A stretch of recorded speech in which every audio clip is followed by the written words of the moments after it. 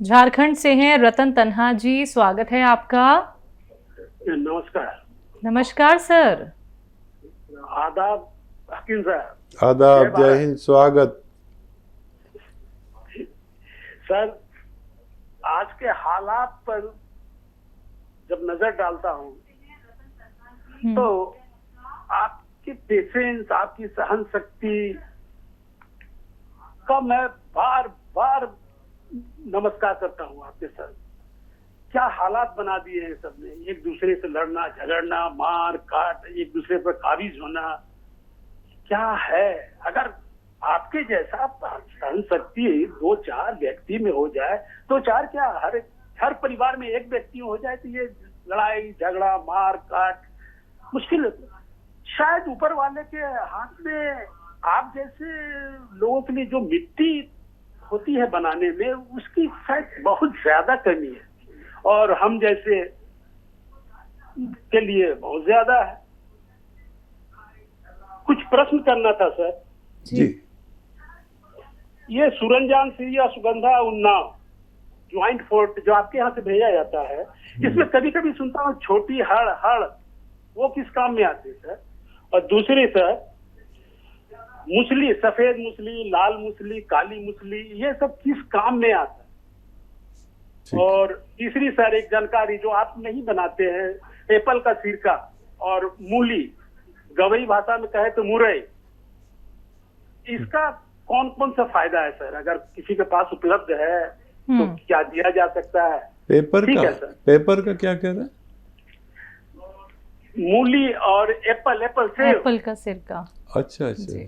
और मूली मुरई। ठीक है। जी। हाँ, देखिए, भगवान ने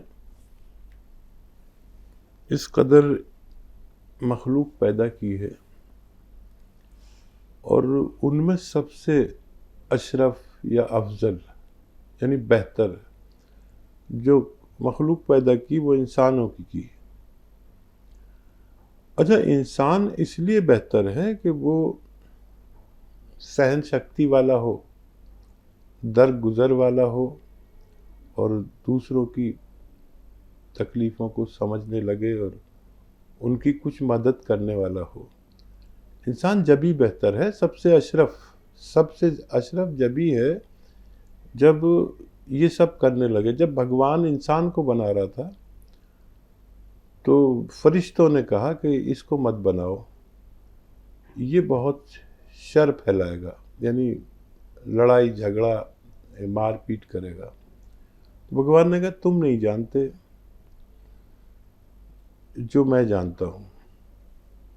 मैं सबसे अशरफ यानी सबसे बेहतर मखलूक बना रहा हूँ। मखलूक मतलब सब भगवान की मखलूक है ना, चरण परंद जीवाणु जितने भी हैं, ये पेड़ पौधे भी उसकी मखलूक है, हर चीज़ उसकी बनाई हुई है। वो खालिक है। खालिक मतलब बनाने वाला, और हम सब मखलूक हैं। जो शख्स भी पैदा हुआ वो मखलूक है और जो भी पैदा करता है वो खालिक है, मालिक है। तो भगवान की पहचान भी ये है कि वो पैदा नहीं होता, किसी के पेट से पैदा नहीं होता, सबको पैदा करता है अपने हुक्म से। तो एक तो ये इंसान का उदाहरण मैं दूंगा कि अच्छा, इसमें भी जो लोग भगवान को मानने वाले होंगे तो वो भगवान का आदर करेंगे तो उसके हुक्म की तामील करेंगे।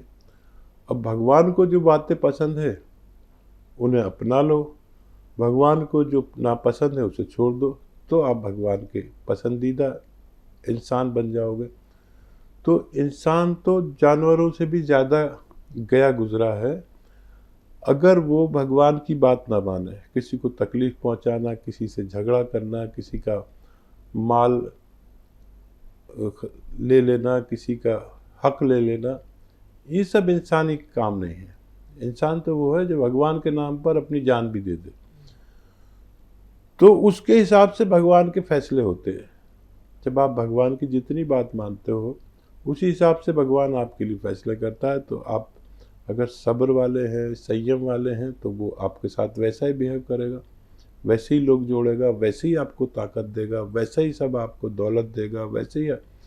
कुछ लोग ऐसे हैं जो हुकूमत करेंगे, जिनकी ज़बान अच्छी होगी, जिनका करैक्टर अच्छा होगा, जिनके मामलात अच्छे होंगे।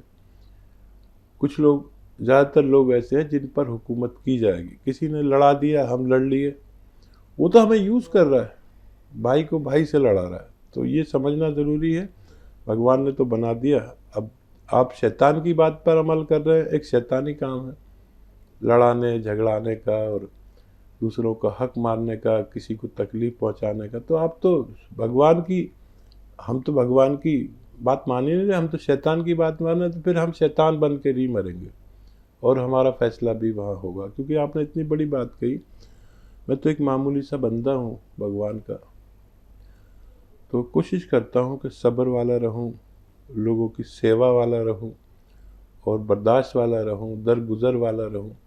ये तो जो भी कोशिश करेगा उसको उसका फ़ायदा भगवान इस दुनिया में भी देगा और हमारे मरने के बाद स्वर्ग में भी मिलेगा। और हम शैतान को फॉलो करेंगे तो इस दुनिया में भी तकलीफ़ उठाएंगे और मरने के बाद नरक में भी इसकी तकलीफ़ें उठानी पड़ेंगी।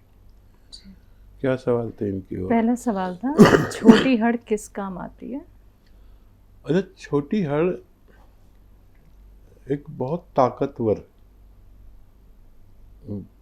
कच्चा फल है जो सुखाकर मार्केट में अवेलेबल होता है। ये ज़्यादातर लोग इसका पाउडर बेचते हैं पेट साफ करने के लिए, और इससे पेट साफ होता भी है। और ऐसा होता है कि आदमी खुश हो जाता है कि अरे वाह, अब मिली है दवा, असली दवा, खाते ही पेट साफ। लेकिन ये नुकसान भी इतना ही पहुंचाती है। शुरू में तो पेट साफ होता है, फिर आंतें साफ होने लगती हैं, आंतों में छाले हो जाते हैं, आंतों का लेमिनेशन ख़त्म हो जाता है। तो अक्सर लोग बुरा भी मानते हैं और कुछ लोग समझदार समझ भी जाते हैं कि हरड़, बहेड़ा और हरड़ काबली, ये तीनों एक ही चीज़ें हैं। इनका इस्तेमाल अगर किसी को करना हो तो पहले अरंडी के तेल में इनको खूब भून लिया जाए, और या बादाम के तेल में, और फिर उसका इस्तेमाल करना चाहिए। तो ये वाकई अच्छा फ़ायदा पहुंचाती है। बहुत ताकतवर ग़िज़ा भी है ये, और ये बालों के लिए बहुत अच्छी है, ये पेट के लिए बहुत अच्छी है, ये जिस्म के लिए मजबूती के लिए बहुत अच्छी है। तो सिर्फ मैं हूँ जो ये कहता हूँ हरड़ को भून कर इस्तेमाल करना चाहिए तेल में। तेल भी अरंडी का या बादाम का तेल ले लें, वरना जितने भी बाबा लोग और हकीम लोग, वैद्य लोग आते हैं, वो बस यही कह देते हैं हरड़ बहेड़ा आंवला खाओ और ये हो जाएगा, वो हो जाएगा, दावे करते हैं। फ़ायदा होता है, लेकिन आप ज़िंदगी भर के मरीज़ बन जाते हैं अगर हरड़ को तेल में भूनकर इस्तेमाल न किया जाए। तो इसके नुकसानात हर शख्स को देखने पड़ेंगे। जितने भी ये लोग पेट सफ़ा और ये सफ़ा वो सफ़ा बेचते हैं, ये शुरू में आपको फ़ायदा कर सकते हैं, लेकिन ज़िंदगी भर आपकी पेट के इलाज में लग जाएगी। मेरी बात गौर से सुने, इसको ऐसे इस्तेमाल ना किया करें, ये बहुत नुकसानदेह चीज़ है। जी, मूसली के बारे में पूछे हकीम साहब, सफ़ेद लाल जो काली होती है। अच्छा देखिए, मूसलियाँ होती हैं, सफ़ेद मूसली सबसे अच्छी। ये यौवन के लिए इस्तेमाल होती है, औरतों के और मर्दों के, मर्दाना ताकत के लिए भी यूज़ होती है और वाइट डिस्चार्ज के लिए भी यूज़ होती है। और काली मूसली भी फ़ायदेमंद है। और जितनी भी मूसलियाँ हैं ये सब काफ़ी महंगी आती हैं, और सेक्सुअल मरीज़ों के लिए ये बहुत फ़ायदेमंद है। यूनानी की बेहतरीन दवाएं हैं ये। इनमें भी नकली आती है, सफ़ेद मूसली में भी, और सालिम जो आती है मूसली उसमें भी नकली बनाने लगे। नकलों की भरमार है, और आपको असली मिल गई तो फ़ायदा करती है। जी, सिरके के बारे में, मूली और एप्पल का सिरका। हाँ, सिरका देखिए आप इस्तेमाल कर सकते हैं। और वो उसके सबके फ़ायदे अलग अलग हैं और मिलते जुलते भी फ़ायदे हैं। सेब का सिरका आप इस्तेमाल कर सकते हैं।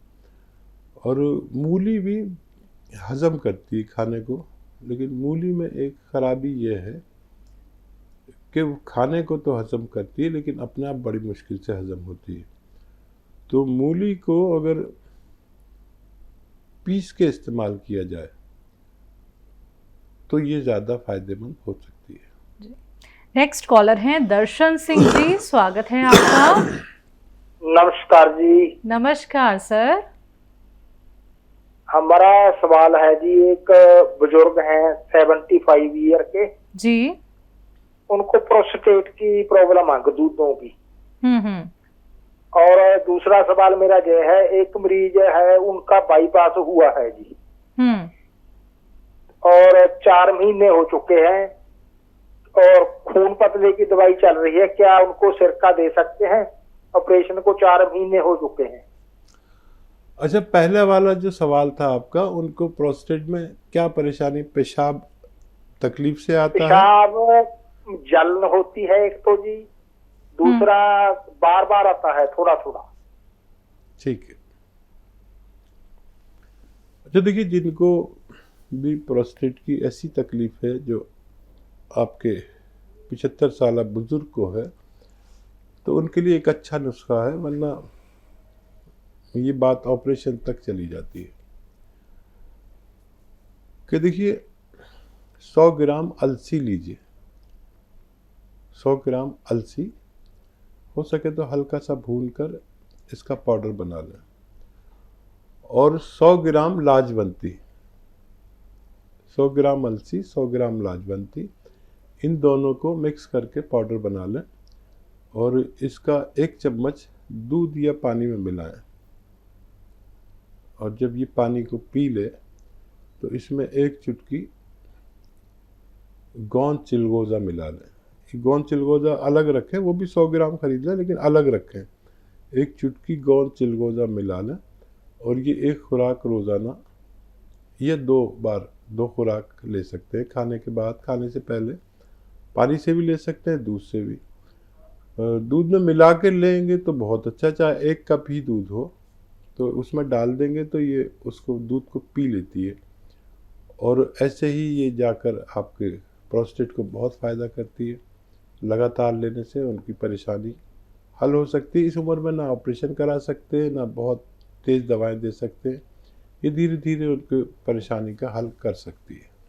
जी। दूसरा सवाल था? दूसरा सवाल है कि बाईपास सर्जरी हुई है और खून पतले होने की दवाई ले रही हैं, सिरके का इस्तेमाल कर सकते हैं? हाँ, देखिए बड़ा अच्छा सवाल किया आपने। देखिए, अगर सिरका पहले से लेते तो ये सर्जरी की नौबत नहीं आती। अब लेंगे तो दोबारा सर्जरी की नौबत नहीं आएगी। ये सिरका जो मैं अक्सर बताता हूँ, कलौंजी का या जैतून का असली सिरका लें और 2 चम्मच पानी में मिलाकर 1 चुटकी खाने का सोडा उसमें डाल दें और पी लिया करें दिन में 1 बार या 2 बार। आपको ये दोबारा सब नौबत नहीं आएगी जो आ चुकी। और फिर दूसरे वाल और दूसरी नसों में चर्बी बढ़ती है, फिर 2-4 साल बाद फिर वही तकलीफ होती है। कहाँ तक आदमी इतने पैसे खर्च करे और इतना तकलीफ़ उठाए? तकलीफ़ बहुत है। तो ये ले सकते हैं आप 1 खुराक या 2 खुराक।